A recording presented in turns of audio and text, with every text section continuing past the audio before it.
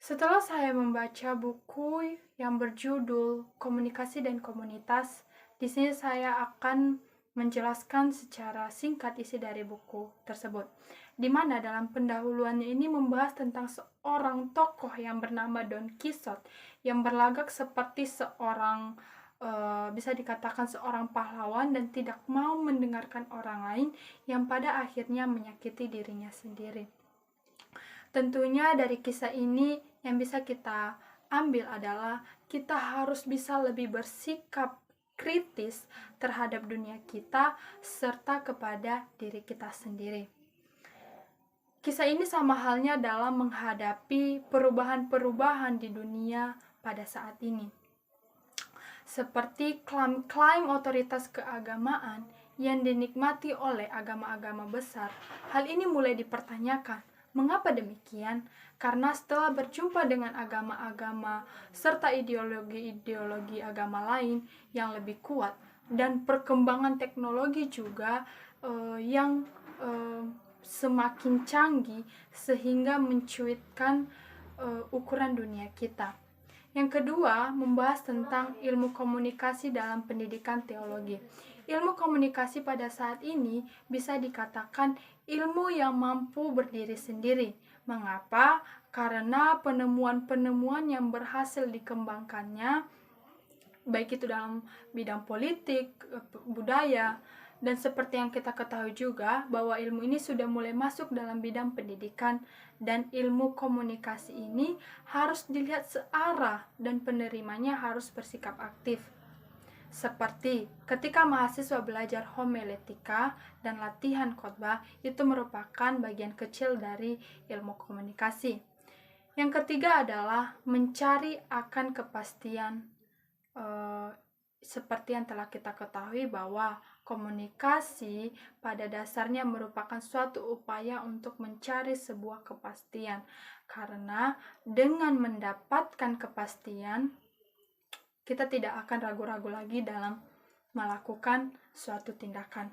Misalnya, ketika kita mendengarkan berita-berita tentang pembakaran gereja misalnya, tentunya hal ini terdapat banyak pendapat-pendapat yang bersikap negatif maupun positif.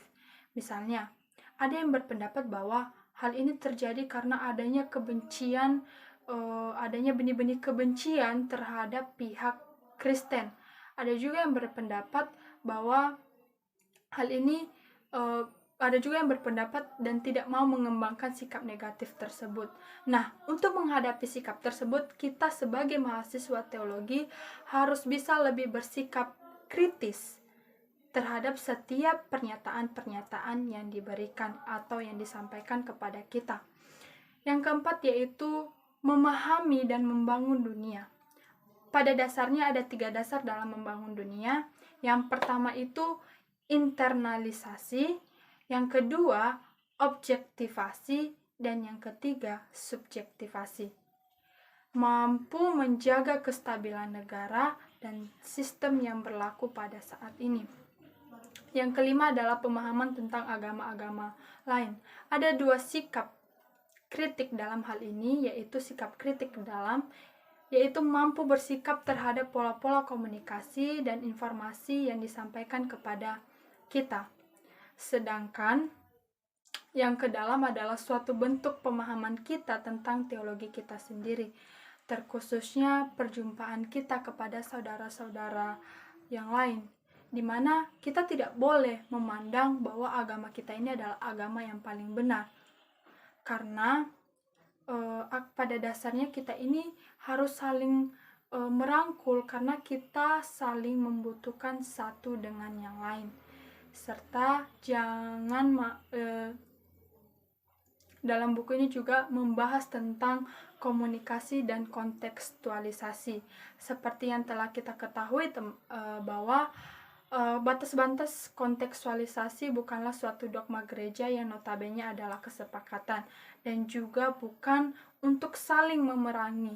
Justru agama-agama saat ini harus saling membutuhkan akan kehadiran agama yang lain, sebab tanpa pertolongan agama yang lain kita tidak mampu memecahkan masalah-masalah yang dihadapi oleh manusia pada saat ini.